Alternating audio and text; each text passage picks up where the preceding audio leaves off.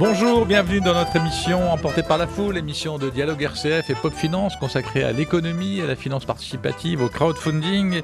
Et nous retrouvons Patrick Lecamus qui va nous faire son discours d'Athènes pour la grande unification européenne du crowdfunding. Waouh.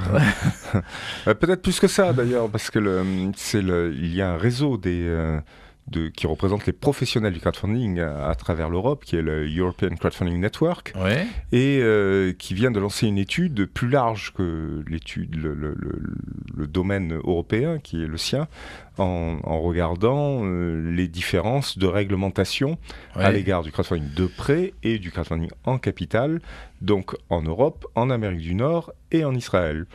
Enfin, en clair, à l'endroit où il y a beaucoup de crowdfunding, à l'exception de la Chine et de l'Asie, qui se développent également beaucoup.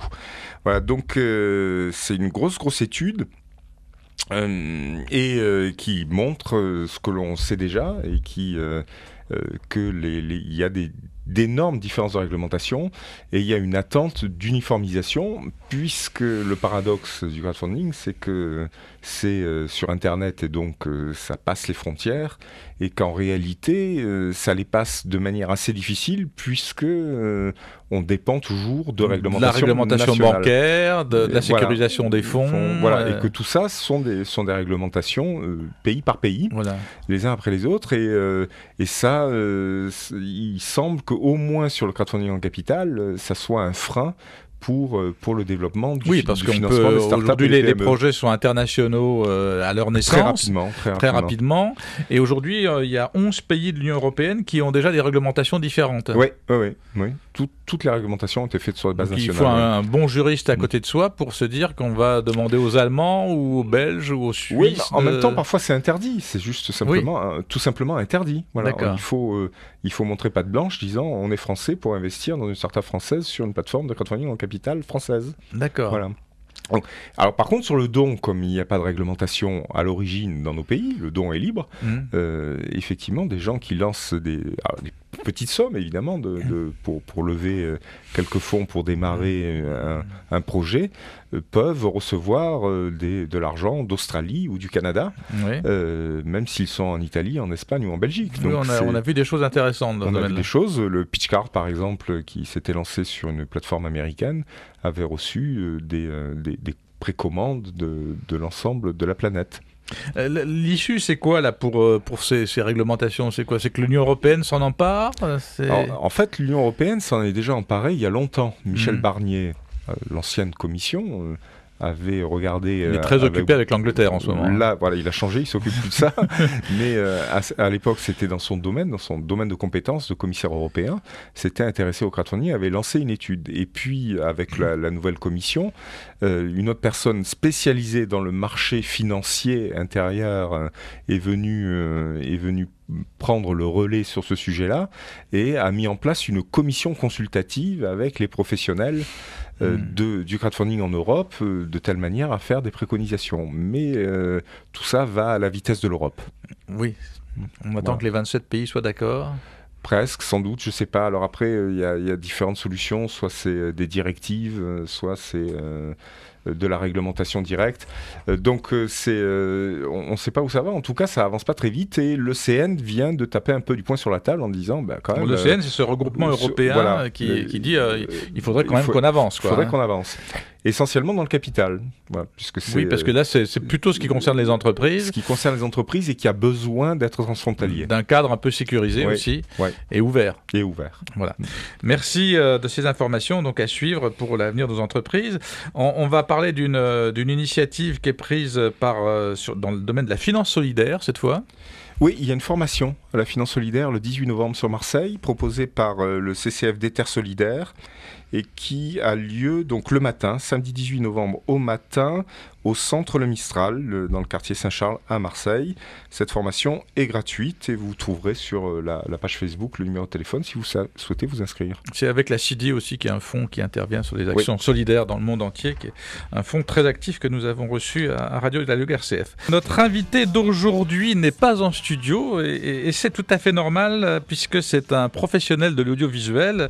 Il s'agit de Lasco qui produit une web-série qui s'appelle Hyperconnexion. C'est donc lui qui va en autoproduction vous présenter son projet. On l'écoute. Bonjour, merci donc de me laisser ce petit temps de parole. Voilà, donc je suis Nicolas Debru aka Lasco. Je suis showrunner d'Hyperconnexion Projet. C'est une web-série collaborative, 100% marseillaise. On a un écosystème de à peu près 200 personnes, cinquantaine de partenaires, des acteurs, techniciens, artistes. Voilà, en fait, on est surtout un collectif créatif pour montrer qu'il y a de très très beaux talents et de belles entreprises dans la région PACA. Pour Hyperconnexion, on a zéro budget, hein, c'est une web-série qui se construit tout doucement avec des bénévoles et on a utilisé le crowdfunding pour nous aider à avancer sur une aide logistique. Donc dans un premier temps, comme toutes les entreprises et tous les artistes, les techniciens qui sont dans ce projet sont locaux de la région, j'ai voulu découvrir le crowdfunding avec Provence Booster sur la première campagne. On avait à peu près un objectif de 1600 €. On a gagné cette première campagne, c'était très intéressant. Ça permet d'ouvrir encore plus son réseau et de maîtriser encore mieux son projet. On avait fait des belles propositions en contribution et donc du coup ça nous a apporté cette petite caisse pour avancer sur nos tournages. Pour la suite du projet, actuellement on est l'épisode 1 a été diffusé sur internet, il a été inscrit sur 40 festivals à travers le monde, il a gagné à peu près 12 awards, beaucoup de prix à l'international et nous sommes actuellement en post-prod sur l'épisode 2. L'épisode 2 qui normalement devrait sortir avant la fin de l'année. Mais voilà, nous on n'a pas de deadline, on est vraiment dans l'esprit créatif et donc on prend le temps pour faire bien les choses tous ensemble.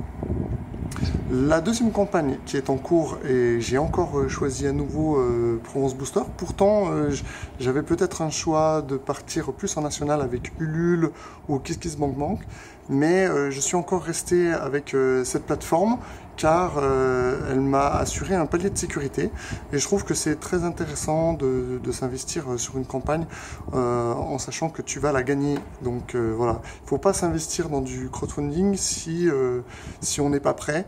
Il faut vraiment être sûr qu'on va remporter quelque chose. Il faut être déterminé et il faut savoir communiquer et expliquer toujours comme il faut ton projet pour éventuellement convaincre les donateurs qui vont participer au projet. Donc c'est vraiment une très bonne expérience. Je conseille à tous les porteurs de projets d'essayer le crowdfunding, de faire une belle préparation car c'est quand même l'aventure et c'est assez éprouvant. Mais voilà, si on remporte au bout du compte, on n'a pas perdu notre temps et ça permet toujours de faire avancer la production. Voilà, donc actuellement la campagne se termine fin novembre. Donc si vous voulez jeter un petit œil sur notre projet, n'hésitez pas à aller sur Provence Booster et regardez sur Hyperconnexion. Cliquez, il y a de très très belles contributions comme une séance photo, devenir réalisateur, devenir chef-op, des conseils en make-up, devenir partenaire. Voilà, des très très belles contributions. On a besoin de vous. La campagne n'est pas terminée, on se rapproche à peu près des 50%. Donc via le palier de sécurité, on a déjà entre guillemets gagné cette campagne. Mais voilà, Hyperconnexion a besoin de vous. En plus, c'est une thématique qui nous concerne tous, quoi. On est de plus en plus connectés, la technologie va de plus en plus vite. Jusqu'à quand nous allons maîtriser cette technologie? C'est tout ce que nous traitons dans cette série qui a comme référence Black Mirror, par exemple, pour les connaisseurs de séries. Voilà. Je vous dis à très vite. On se retrouve sur hyperconnexion.net, c'est le site officiel. Vous avez toutes les infos. Vous pouvez même participer à l'aventure car on a un groupe casting et on passe souvent des annonces pour d'éventuels tournages. Donc voilà. participez à notre projet, rentrez dans notre aventure, vous ne serez pas déçus. Et je vous dis à très vite. Merci à Lasco de nous avoir présenté sa web-série Hyperconnexion. Je rappelle qu'il est en levée de fonds sur Provence Booster. Vous pouvez retrouver toutes les coordonnées sur notre page Facebook. Merci à Corentin Aubry d'avoir assuré la prise de son. Merci à Guillaume Baudouin et à Lasco d'avoir assuré la prise d'image. Vous pouvez retrouver cette émission sur rcf.fr et puis sur notre chaîne YouTube. Restez à l'écoute de RCF.